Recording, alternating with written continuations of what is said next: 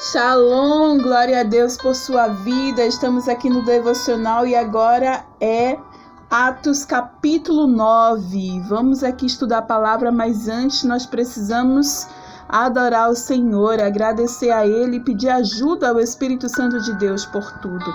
Então vamos lá? Precioso e querido amigo Espírito Santo, eis-nos aqui mais uma vez, nos consagramos a Ti, nos colocamos diante de Ti, te pedindo a Tua misericórdia, o Teu amor, a Tua graça e o Teu favor sobre nossas vidas, que venha o Teu reino sobre nossas vidas, em nome de Jesus. Ministra a Tua palavra, fala ao nosso coração, em nome de Jesus, nos dá entendimento, discernimento espiritual, amém? Então, o capítulo 9 começa com a história de Saulo, que já vai deixar de ser Saulo para ser Paulo. A gente conhece um pouco dessa história e para mim, toda vez que eu leio é impactante, porque eu me sinto um pouco Saulo, que foi transformado em Paulo. E eu quero mais é ser Paulo mesmo, esse apóstolo assim, porradão, como era o apóstolo Paulo. Eu tive esse encontro com Jesus também, eu tive muitas transformações na minha vida. Então eu me vejo um pouquinho aqui nesse apóstolo e glória a Deus por isso, porque eu vejo que o Senhor faz milagre, que o Senhor transforma, porque Ele tem transformado a minha vida. E eu creio que você também já teve uma experiência com o Senhor. Então escreve aqui nos comentários se você também tem, se parece um pouco com o apóstolo Paulo, ou com Pedro, ou com Moisés, com Abraão. Quem mais dos heróis da fé, de alguém na Bíblia, algum personagem bíblico que você se assemelha um pouco, que você acha a história um pouco parecida, que você se identifica mais? Escreve aqui pra mim. Eu com certeza é Paulo, amo a história de Débora, de Esté também, né? De Maria, mãe de Jesus, mas o apóstolo Paulo tem um carinho todo especial, porque eu me identifico muito com a conversão, ele sair de Saulo para Paulo. Bom, sem mais delongas, vamos lá? Capítulo 9. Enquanto isso, Saulo ainda respirava ameaças de morte contra os discípulos do Senhor. Vou baixar aqui um pouco o som, que eu não sei se você está ouvindo bem. Bom, a gente viu, né, que no capítulo anterior, Saulo estava assim feliz, né, com a morte de Estevão. Estevão tinha sido perseguido ali por ele ser cristão, seguir a Jesus, o Cristo, né? E a gente viu muitas coisas que aconteceram ali em Samaria. Filipe, foram Pedro e João ali para Samaria. A gente viu Filipe com Etíope. Enquanto isso, a gente começa agora, né? Saulo ainda respirava ameaças de morte contra os discípulos do Senhor, ou seja, ele estava ali em perseguição, né? E ele, dirigindo-se ao sumo sacerdote, pediu-lhe cartas para as sinagogas de Damasco, de maneira que, caso encontrasse ali homens ou mulheres que pertencessem ao caminho, pudesse levá-los presos para Jerusalém. Lembra, né? Muitos discípulos se dispersaram, saíram de Jerusalém. Quem ficou em Jerusalém? Os 12. Mas os discípulos, eles foram espalhados por várias cidades ali de Israel. E Saulo, ele simplesmente queria pegar esses caras que se diziam agora cristãos, né? Que seguiam a Jesus Cristo, e prender eles e de repente torturar, não sei o que poderia acontecer com eles, morrerem, né, ficarem no mínimo presos. Era esse o desejo de Saulo, e ele achava que ali ele estava fazendo serviço a Deus, que ele estava agradando a Deus, e ele pediu cartas aos líderes, né, judeus ali da sinagoga, aos líderes, para que ele pudesse ter respaldo para fazer isso. De uma forma ou de outra ele queria fazer, mas ele queria ter um respaldo ali político, né, e ele teve esse respaldo. Versículo 3. Em sua viagem, quando se aproximava de Damasco, de repente brilhou ao seu redor uma luz vinda do céu. Ele caiu por terra e ouviu uma voz que lhe dizia: Saulo, Saulo, por que você me persegue? E Saulo perguntou: Quem és tu, Senhor? E ele respondeu: Eu sou Jesus, a quem você persegue. Levante-se, entre na cidade, alguém lhe dirá o que deve fazer. Rapidinho aqui, Saulo, ele achava que estava fazendo serviço para Deus, né? Que ele estava indo atrás de cristãos ali, de seguidores de Jesus, para aprender e fazendo trabalho para Deus. E no meio do caminho, ele estava indo no propósito dele, no sonho de vida dele, na meta de vida dele, mas ele achava que estava servindo ao Senhor. Mas no meio do caminho ele teve um encontro com Jesus e tudo mudou, tudo mudou. E muitas vezes aí a gente tá com esse espírito de engano, né? Tá achando que a gente tá fazendo algo que de repente é bom, é benéfico, mas não. Não é. Então a gente precisa mesmo ter esse encontro com o Senhor e dar ouvidos ao Senhor, ouvir e obedecer. E graças a Deus Saulo obedeceu, né? Ele perguntou: quem és tu? E agora ele percebe que é o próprio Jesus que está falando com ele. Os homens que estavam com ele, os outros soldados, eles viram que aconteceu algo, mas eles não estavam vendo ali como Saulo estava ouvindo a voz de Jesus, como Saulo estava tendo um encontro com Jesus. Mas os cavalos pararam, né? Porque eles se assustaram. Tudo parou naquele momento. E Saulo, quando ele já levantou sem visão. Vamos seguir aqui. Versículo 7. Os homens que viajaram com Saulo pararam emudecidos. Ouviam a voz, mas não viam ninguém. Olha, eles ouviram Jesus, eles só não viram, né? E Saulo levantou-se do chão e, abrindo os olhos, não conseguia ver nada. E os homens o levaram pela mão até Damasco. E por 3 dias ele esteve cego, e não comeu e nem bebeu. Então ele fez ali meio que um jejum meio que obrigatório, né? Ele passou 3 dias sem comer, sem beber, e ele esteve cego. Eram 3 dias de transformação. 3 dias de processo ali para ter sua vida totalmente transformada. E eu vou te dizer que se você ainda não teve essa experiência de 3 dias com Jesus, tenha. Um encontro com Deus faz toda a diferença na vida de qualquer pessoa. Eu tive esse encontro e minha vida foi transformada. É uma Érica antes do encontro e é uma Érica depois do encontro. Totalmente transformada, justamente com esse encontro que Saulo também teve. Versículo 10. Em Damasco havia um discípulo chamado Ananias. E o Senhor o chamou numa visão. Ananias? Eis-me aqui, Senhor, respondeu ele. E o Senhor lhe disse: vá para a casa de Judas, na rua chamada Direita, e pergunte por um homem de Tarso, chamado Saulo. Ele está orando. E numa visão viu um homem chamado Ananias chegar e impor-lhe as mãos para que voltasse a ver. E respondeu Ananias: Senhor, eu tenho ouvido muita coisa a respeito desse homem, de todo o mal que ele tem feito aos teus santos em Jerusalém. Ele chegou aqui com autorização dos chefes dos sacerdotes para prender todos os que invocam o teu nome. Mas o Senhor disse a Ananias: vá, este homem é meu instrumento escolhido para levar o meu nome perante os gentios e seus reis e perante o povo de Israel. Mostrarei a ele o quanto deve sofrer pelo meu nome. Uau!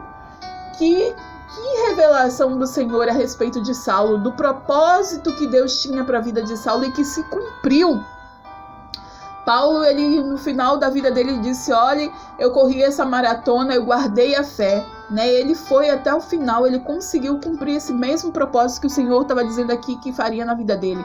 Estava falando para Ananias, e Ananias, claro, receoso, porque já tinha ouvido falar dele, sabia que ele estava ali com o propósito de prender os cristãos. Versículo 17. Então Ananias foi, entrou na casa, pôs as mãos sobre Saulo e disse: Irmão Saulo, o Senhor Jesus, que lhe apareceu no caminho por onde você vinha, enviou-me para que você volte a ver e seja cheio do Espírito Santo. Imediatamente, algo como escamas caiu dos olhos de Saulo e ele passou a ver novamente.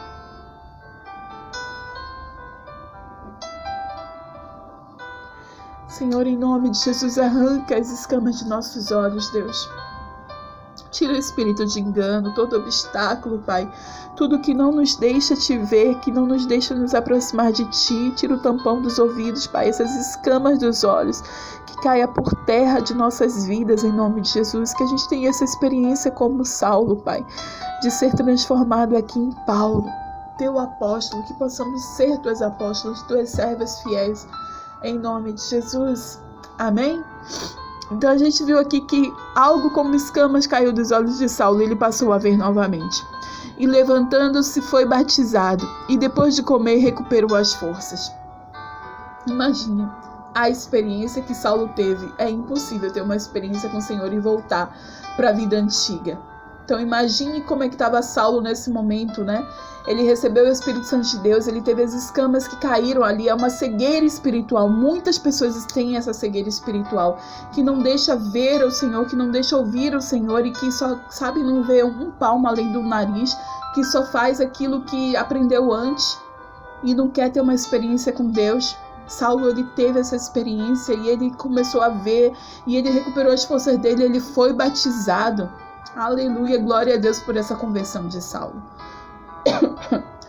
Vamos continuar aqui ainda no versículo 19. Saulo passou vários dias com os discípulos em Damasco, Então ele estava ali, ele foi ganho pelo Senhor Jesus, agora ele estava sendo consolidado na fé, né? Ele foi discipulado e enviado, ele fez toda a escada do sucesso que a gente conhece do G12, né? Ganhar vidas, consolidar as vidas, discipular as vidas e enviar as vidas. Ele passou por todo esse processo. Versículo 20. Logo começou a pregar nas sinagogas que Jesus é o Filho de Deus. Ele tinha ido para Damasco para prender quem dizia que Jesus era o Filho de Deus. E agora ele mesmo está falando isso. Olha a conversão dele, ele passou de um ponto para a extremidade, para o outro ponto, foi 180 graus, uma conversão genuína e verdadeira. Isso que eu e você precisamos ter. A gente não pode fazer uma volta e voltar para o mesmo ponto. Isso é 360 graus, né? Você sai de um ponto, faz toda a volta e volta para o mesmo ponto. Isso aqui não é de Deus, não. A gente precisa estar numa extremidade e ir para outra extremidade, 180 graus, dar meia lua, sabe? Meia volta, porque aí você está do outro lado, você aí teve uma conversão verdadeira e genuína. Amém? Então vamos seguir aqui. Versículo 21. Todos os que ouviam ficavam perplexos e perguntavam: não é ele o homem que procurava destruir em Jerusalém aqueles que invocavam o nome do Senhor? E não veio para cá justamente para levá-los presos ao chefe dos sacerdotes? Todavia, Saulo se fortalecia cada vez mais e confundia os judeus que viviam em Damasco, demonstrando que Jesus é o Cristo. Decorrido muitos dias, os judeus decidiram em comum acordo matá-lo. Mas Saulo ficou sabendo do plano deles. Dia e noite eles vigiavam as portas da cidade a fim de matá-lo. Mas os seus discípulos o levaram de noite e o fizeram descer num cesto, através de uma abertura na muralha. E quando chegou a Jerusalém, tentou reunir seus discípulos, mas todos estavam com medo dele, não acreditando que fosse realmente um discípulo. Então Barnabé o levou aos apóstolos e lhes contou como no caminho Saulo vira o Senhor e o que lhe falou. E como em Damasco ele havia pregado corajosamente em nome de Jesus. E assim Saulo ficou com eles e andava com liberdade em Jerusalém, pregando corajosamente em nome do Senhor. Ele falava e discutia com os judeus de fala grega, mas eles tentavam matá-lo. Sabendo disso, os irmãos o levaram para Cesareia e o enviaram para Tarso. A igreja passava por um período de paz em toda a Judeia, toda a Galileia e Samaria. Ela se edificava e, encorajada pelo Espírito Santo, crescia em número, vivendo no temor do Senhor. Uau! Vamos continuar aqui. Rapidinho aqui, né? A gente viu a conversão de Saulo, né? Saulo para Paulo, a gente viu ele agora em Damasco, ele indo para Jerusalém. Ele tinha que provar que agora ele era de Cristo, que não era uma estratégia para matar os cristãos, né? Glória a Deus pela vida de Saulo, eu sou extremamente apaixonada e principalmente pelo que vem depois, né? O que ele fez depois, né? O que ele trabalhou para o Senhor, o quanto ele fez, as obras dele. Vamos seguir aqui versículo 32 e a gente acaba esse capítulo 9. Viajando por toda parte, Pedro foi visitar os santos que viviam em Lida e ali encontrou um paralítico chamado Enéas, que estava acamado fazia 8 anos. E disse-lhe Pedro: Enéas, Jesus Cristo vai curá-lo. Levante-se e arrume a sua cama. E ele se levantou imediatamente, e todos que viviam em Lida e Sarona o viram e se converteram ao Senhor. Uau! Em Jope havia uma discípula chamada Tabita, que em grego é Dorcas. Deixa eu ver o que é Dorcas aqui. Em aramaico, Tabita em aramaico, né? Em grego é Dorcas, que significa gazela. Ok, Dorcas. Que se dedicava a praticar boas obras e dar esmolas, né? Ela era caridosa. E naqueles dias ela ficou doente e morreu. E seu corpo foi lavado e colocado num quarto no andar superior. Lida ficava perto de Jope, e quando os discípulos ouviram falar que Pedro estava em Lida, mandaram-lhe 2 homens dizer-lhe: não se demore em vir até nós. Pedro foi com eles, e quando chegou foi levado para o quarto do andar superior, e todas as viúvas o rodearam chorando e mostrando-lhe os vestidos e outras roupas que Dorcas tinha feito quando ainda estava com elas. Pedro mandou que todos saíssem do quarto, e depois ajoelhou-se e orou.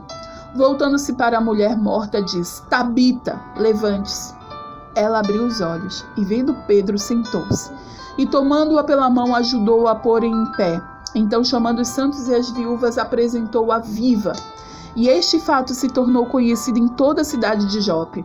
E muitos creram no Senhor. E Pedro ficou em Jope durante algum tempo, com um curtidor de couro chamado Simão. Uau! Então a gente viu aqui, né, a cura de Enéas, que estava há 8 anos paralítico, que não conseguia andar, lá em Lida, e que Pedro disse: olha, em nome do Senhor Jesus, ele vai te curar hoje, levante-se e arrume sua cama. E que seja assim todos os dias nas nossas vidas, que a gente se levante e arrume a nossa cama em nome de Jesus. E ali houve cura, né, na cidade de Lida, e todo mundo ficou sabendo ali do que Pedro fez em nome de Jesus para a vida de Enéas. E ali pertinho, Dorcas, que era uma caridosa, né, a gazela, Tabita em aramaico, ela morreu. E essa história parece tanto com a história, né, de Jesus, que também ressuscitou, e ele falou justamente: Tabita, você quer comer? Que a menina, levante-se e ande, né? Você lembra? Que ele foi lá, ele tirou todo mundo do quarto, todo mundo zombando, dizendo que Jesus disse: olha, ela só está dormindo. E eles riram dele, e daí deixou só os discípulos mais chegados, né, os pais da menina, e tirou todo mundo dali. E deu ordem, né, declarou para ela, deu uma declaração, uma ordem, uma voz de comando, e ela se levantou. Você lembra dessa história de Jesus? Pedro fez quase a mesma coisa aqui, tirou todo mundo do quarto, todo mundo ali estava chorando, lamentando a morte de Dorcas, uma mulher boa, caridosa, né? E ali ele tirou todo mundo do quarto também, orou e também deu voz de comando: Tabita, levante-se. E a voz de comando, com poder, com autoridade que o Senhor já entregou, ele entregou para Jesus, entregou para os 12, entregou para mim, para você. Nós precisamos ter essa voz de autoridade, da voz de comando, e no reino espiritual ser tudo ali concretizado, fortalecido, para a gente ver tudo feito e concretizado aqui no reino físico. É assim que acontece. O mesmo Espírito que estava sobre Pedro está sobre a minha vida e sobre a sua vida, que é o Espírito Santo de Deus. E nós podemos todas as coisas em Cristo que nos fortalece. Amém?